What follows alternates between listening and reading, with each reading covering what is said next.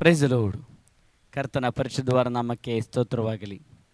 ಪ್ರಿಯರೇ, ಈ ಒಂದು ಸಮಯದಲ್ಲಿ ದೇವರ ವಾಕ್ಯಕ್ಕೆ ಹೋಗುವ ಮೊದಲು ನಾವು ಕರ್ತನ ಸಮ್ಮುಖದಲ್ಲಿ ಪ್ರಾರ್ಥನೆ ಮಾಡಿಕೊಳ್ಳುವ. ಕರ್ತನೇ, ನಿಮಗೆ ಸ್ತೋತ್ರ, ನಿಮಗೆ ಮಹಿಮೆ, ನಿಮಗೆ ಘನತೆಯನ್ನು ಸಲ್ಲಿಸ್ತೇವೆ. ನೀವು ಒಳ್ಳೆಯವನು, ನಮ್ಮ ಜೀವಿತದಲ್ಲಿ ಒಳ್ಳೆಯದನ್ನು ಮಾಡುವ ನಮ್ಮ ದೇವರು ನೀವಾಗಿದ್ದೀರಿ ಸ್ವಾಮಿ. ಅದಕ್ಕೋಸ್ಕರ ಸ್ತೋತ್ರ. ಕರ್ತನೇ, ನಿಮ್ಮ ಪರಿಶುದ್ಧವಾದ ಸಮ್ಮುಖದಲ್ಲಿ ನೀವು ನಮ್ಮ ಸಂಗಡ ಮಾತನಾಡಿರಿ. ನಿಮ್ಮ ಜೀವವುಳ್ಳ ಮಾತುಗಳಿಂದ ನಮ್ಮನ್ನು ಸಂತೈಸಿರಿ, ಬಲಪಡಿಸಿರಿ. ನಮ್ಮಲ್ಲಿ ಸ್ವಾಮಿ ನಿಮ್ಮ ಚಿತ್ತವನ್ನು ತಿಳಿಯಪಡಿಸಿರಿ. ಯೇಸುವಿನ ನಾಮದಲ್ಲಿ ತಂದೆಯೇ, ಆಮೇನ್. ಪ್ರೇರೆ, ಈ ಒಂದು ಸಮಯದಲ್ಲಿ ನಾವು ದೇವರ ವಾಕ್ಯವನ್ನು ನಾವು ಧ್ಯಾನ ಮಾಡುವ. ಈ ದಿನ ನಾವು ಧ್ಯಾನ ಮಾಡುವುದಕ್ಕಿರುವಂಥ ವಾಕ್ಯ ಭಾಗ ಪ್ರಾರ್ಥನೆಯ ಕುರಿತು ನಾವು ದೇವರ ಸಮ್ಮುಖದಲ್ಲಿ ನಾವು ಧ್ಯಾನಿಸುವ. ನಮ್ಮ ದೇವರು ಆತನು ಪ್ರಾರ್ಥನೆಯನ್ನು ಕೇಳುವ ದೇವರು, ನಮ್ಮ ದೇವರು ಪ್ರಾರ್ಥನೆಗೆ ಉತ್ತರಿಸುವ ದೇವರು. ಅಷ್ಟೇ ಅಲ್ಲದೆ ಭಕ್ತರಾಗಿರುವಂಥ ಮತ್ತು ಆತನ ಮಕ್ಕಳಾಗಿರುವಂಥ ನಮ್ಮೆಲ್ಲರನ್ನು ಸಹ ಆತನು ಪ್ರಾರ್ಥನೆ ಮಾಡಬೇಕು, ನನ್ನ ಹತ್ತಿರ ಬೇಡಿಕೊಳ್ಳಬೇಕು ಎಂಬುದಾಗಿ ನಮ್ಮ ದೇವರು ಆತನು ಬಯಸುವ ದೇವರಾಗಿದ್ದಾನೆ. ಆದ ಕಾರಣ ನಾವು ಸತ್ಯವೇದದಲ್ಲಿ ನಾವು ನೋಡುತ್ತೇವೆ, ಬೇಡಿಕೊಳ್ಳಿರಿ ದೊರೆಯುವುದು, ಹುಡುಕಿರಿ ಸಿಕ್ಕುವುದು, ತಟ್ಟಿರಿ ನಿಮಗೆ ತೆರೆಯುವುದು ಎಂಬುದಾಗಿ ಸತ್ಯವೇದದಲ್ಲಿ ನಾವು ದೇವರ ವಾಕ್ಯದಲ್ಲಿ ನಾವು ನೋಡುವವರಾಗಿದ್ದೇವೆ. ಪ್ರಿಯರೇ, ನಾವು ಸತ್ಯವೇದದಲ್ಲಿ ನಾವು ನೋಡ್ತೇವೆ, ಎಲ್ಲ ಭಕ್ತರುಗಳು ಪ್ರಾರ್ಥನೆ ಮಾಡಿದರು, ಎಲ್ಲ ದೇವ ಮಕ್ಕಳುಗಳು ಪ್ರಾರ್ಥನೆ ಮಾಡಿದರು. ಯಾವಾಗೆಲ್ಲ ದೇವರವರ ಪ್ರಾರ್ಥನೆಯನ್ನು ಕೇಳಿದರು, ಆಗ ಎಲ್ಲ ದೇವರು ಅವರಿಗೆ ಪರಲೋಕದಿಂದ ಉತ್ತರವನ್ನು ದಯಪಾಲಿಸಿದರು.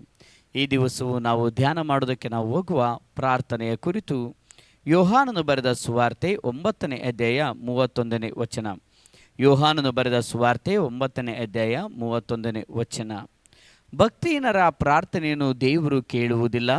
ಯಾವನು ಭಕ್ತನಾಗಿದ್ದು ಆತನ ಚಿತ್ತದಂತೆ ನಡೆಯುತ್ತಾನೋ ಅವನ ಪ್ರಾರ್ಥನೆಯನ್ನು ಕೇಳುತ್ತಾನೆಂದು ಬಲ್ಲೆವು ಎಂಬುದಾಗಿ ದೇವರ ವಾಕ್ಯದಲ್ಲಿ ನಾವು ನೋಡುವವರಾಗಿದ್ದೇವೆ.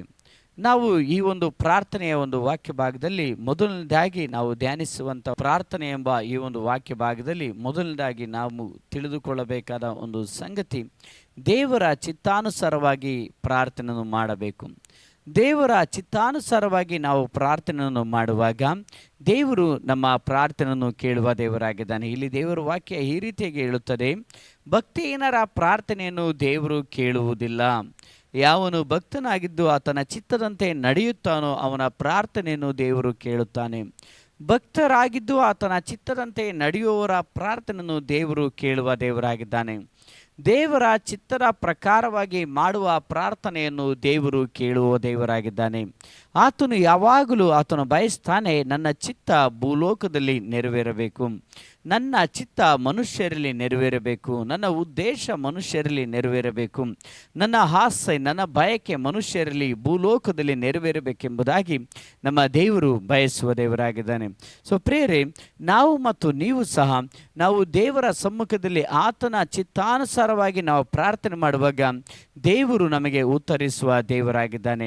ನಾವು ಸತ್ಯವೇದದಲ್ಲಿ ನಾವು ಯೇಸು ಸ್ವಾಮಿ ಸಹ ಆತನು ಈ ರೀತಿಯಾಗಿ ಹೇಳುತ್ತಾರೆ ಏನೆಂಬುದಾಗಿ ನೋಡೋದಾದರೆ, ಆತನ ಚಿತ್ತಾನುಸಾರವಾಗಿ ಆತನು ಪ್ರಾರ್ಥನೆ ಮಾಡಿದರು. ದೇವರ ಚಿತ್ತಾನುಸಾರವಾಗಿ ಯೇಸು ಸ್ವಾಮಿ ಪ್ರಾರ್ಥನೆ ಮಾಡಿದರು.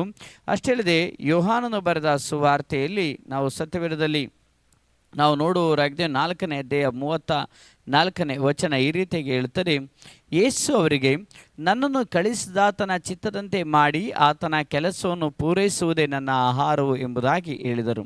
ಯೇಸು ಸ್ವಾಮಿ ಸಹ ಈ ಲೋಕದಲ್ಲಿ ಬಂದಂಥ ಸಮಯದಲ್ಲಿ ದೇವರ ಚಿತ್ತಾನುಸಾರವಾಗಿ ಆತನು ಪ್ರಾರ್ಥನೆ ಮಾಡಿದರು. ತಂದೆಯೇ, ನನ್ನ ಚಿತ್ತ ಅಲ್ಲ ನಿನ್ನ ಚಿತ್ತವೇ ನೆರವೇರಲಿ ಎಂಬುದಾಗಿ ಯೇಸು ಸ್ವಾಮಿ ಪ್ರಾರ್ಥನೆ ಮಾಡಿದರು.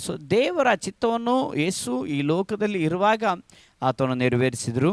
ನಾವು ಸಹ ಆತನ ಚಿತ್ತಾನುಸಾರವಾಗಿ ನಾವು ಪ್ರಾರ್ಥನೆ ಮಾಡುವಾಗ ದೇವರು ನಮ್ಮ ಪ್ರಾರ್ಥನೆಯನ್ನು ಕೇಳಿ ನಮಗೆ ಉತ್ತರಿಸುವ ದೇವರಾಗಿದ್ದಾನೆ.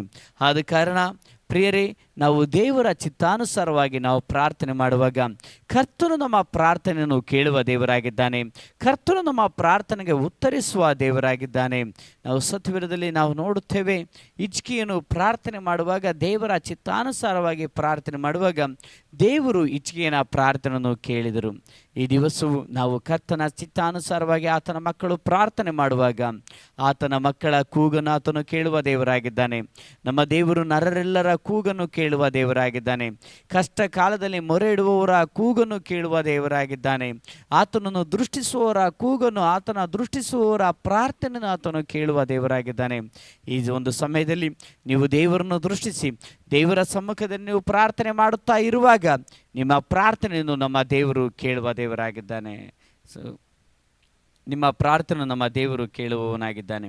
ಎರಡನೇದಾಗಿ ನಾವು ಸತ್ಯವೇದವನ್ನು ಓದಿಕೊಳ್ಳುವ ಅಪೊಸ್ತಲರ ಕೃತ್ಯಗಳು 10ನೇ ಅಧ್ಯಾಯ ಅದರ 2ನೇ ವಚನ.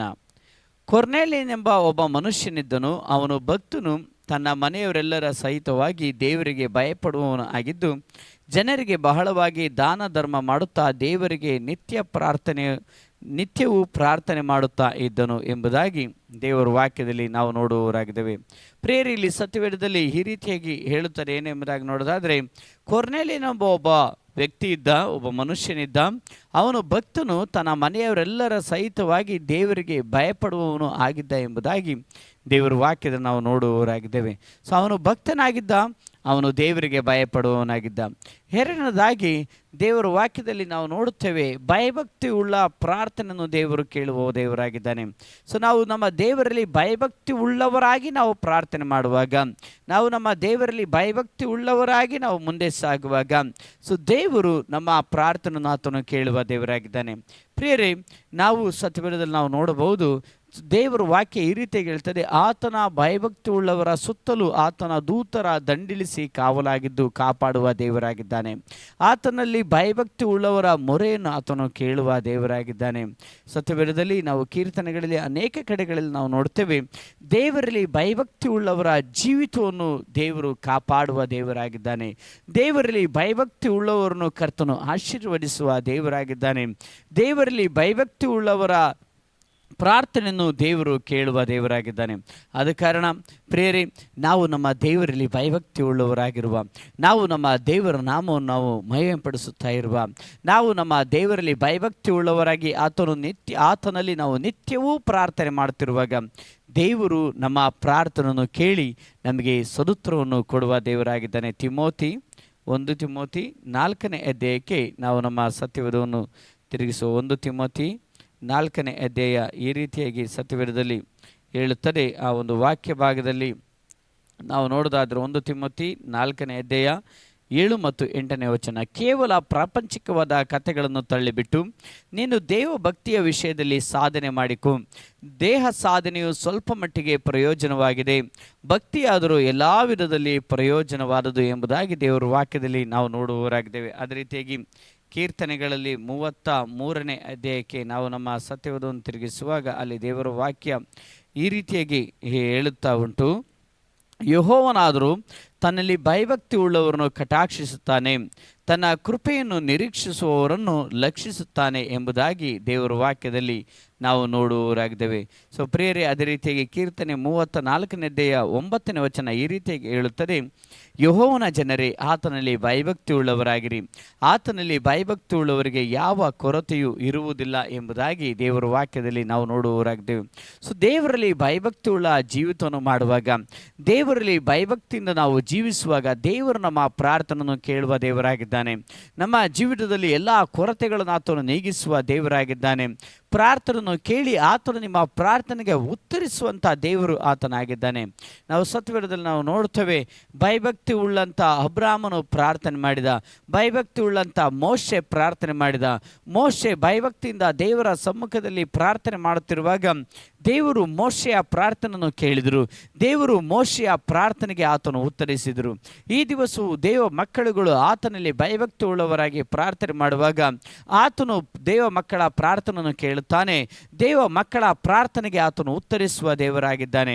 ಒಂದು ವೇಳೆ ದೇವ ಮಕ್ಕಳುಗಳು ದೇಶಕ್ಕೋಸ್ಕರ ಪ್ರಾರ್ಥನೆ ಮಾಡಬಹುದು, ಇತರ ಜನರಿಗೋಸ್ಕರ ಪ್ರಾರ್ಥನೆ ಮಾಡಬಹುದು, ಅಥವಾ ಅವರ ಪರಿಸ್ಥಿತಿಗಳಿಗೋಸ್ಕರ ಪ್ರಾರ್ಥನೆ ಮಾಡಬಹುದು, ಕಷ್ಟಗಳಿಗೋಸ್ಕರ ಪ್ರಾರ್ಥನೆ ಮಾಡಬಹುದು, ಹೋರಾಟಗಳಿಂದ ಬಿಡುಗಡೆ ಆಗುವುದಕ್ಕೋಸ್ಕರ ಪ್ರಾರ್ಥನೆ ಮಾಡಬಹುದು, ಅಥವಾ ಇತರರ ಜೀವಿತದಲ್ಲಿ ಅದ್ಭುತಗಳು ನಡೆಯುವುದಕ್ಕೆ, ಇತರರ ಜೀವಿತದಲ್ಲಿ ಆರೋಗ್ಯ ಉಂಟಾಗುವುದಕ್ಕೋಸ್ಕರ ಪ್ರಾರ್ಥನೆ ಮಾಡಬಹುದು.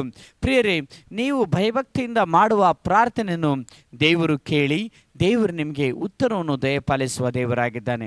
ಆದ ಕಾರಣ ಪ್ರಿಯ ಸಹೋದರರೇ, ನಾವು ಕರ್ತನಲ್ಲಿ ನಾವು ಇದ್ದುಕೊಂಡವರಾಗಿ ನಾವು ಪ್ರಾರ್ಥನೆ ಮಾಡುವಾಗ ದೇವರು ನಮ್ಮ ಪ್ರಾರ್ಥನೆಯನ್ನು ಕೇಳಿ ಸದುತ್ತರವನ್ನು ಕೊಡುವ ನಮ್ಮ ಕರ್ತನು ಆಗಿದ್ದಾನೆ. ಅದೇ ರೀತಿಯಾಗಿ ನಾವು ಮೂರನೇದಾಗಿ ನಾವು ದೇವರ ವಾಕ್ಯವನ್ನು ನಾವು ನೋಡಿಕೊಳ್ಳುವ. ಮೂರನೇದಾಗಿ ದೇವರ ವಾಕ್ಯ ಈ ರೀತಿಯಾಗಿ ಹೇಳ್ತಾರೆ, ಅತ್ಯಾಸಕ್ತಿಯಿಂದ ಮಾಡುವ ಪ್ರಾರ್ಥನೆಯನ್ನು ದೇವರು ಕೇಳುವ ದೇವರಾಗಿದ್ದಾನೆ.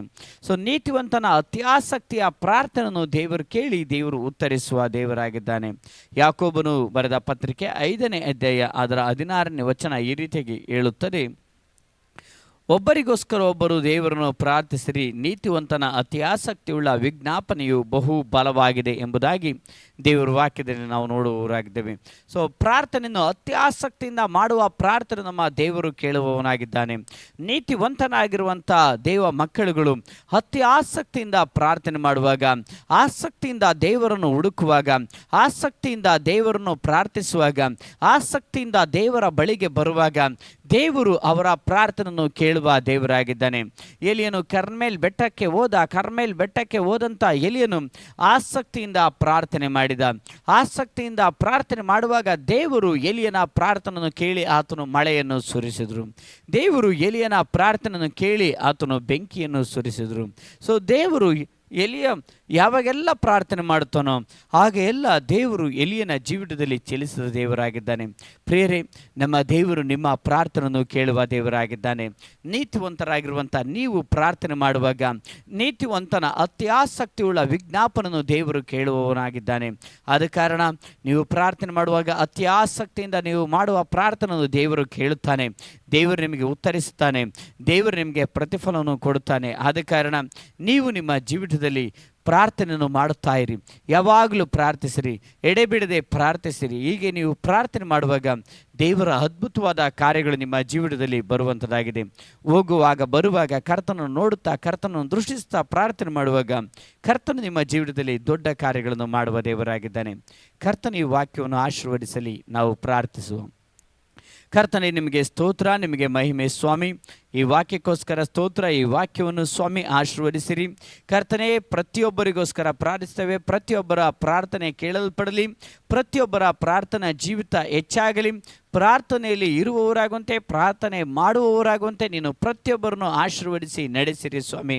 ದೇವರೇ, ಪ್ರತಿಯೊಬ್ಬರ ಜೀವಿತದಲ್ಲಿ ಒಂದು ದೊಡ್ಡ ಉಜ್ಜೀವನ ಉಂಟಾಗಲಿ. ಪ್ರತಿಯೊಬ್ಬರಲ್ಲಿ ಪ್ರಾರ್ಥಿಸುವ ಆತ್ಮನು ಚಲಿಸಲಿ ಕರ್ತನೆ.